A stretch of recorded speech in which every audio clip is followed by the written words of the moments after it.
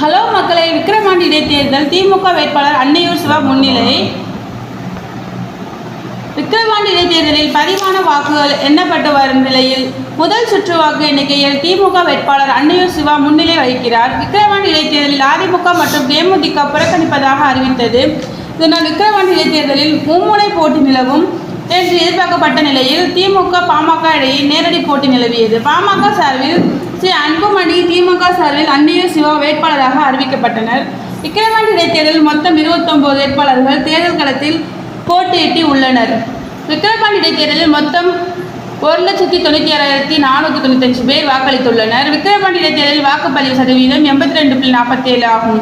இந்த நிலையில் விக்கிரவாண்டி இடைத்தேர்தலில் பதிவான வாக்குகள் இன்று காலை 8 மணிக்கு தொடங்கியது. இந்நிலையில் முதல் சுற்று வாக்கு எண்ணிக்கையில் திமுக வேட்பாளர் அன்னையூர் சிவா 8,564 வாக்குகள் பெற்று முன்னிலை வகிக்கிறார்.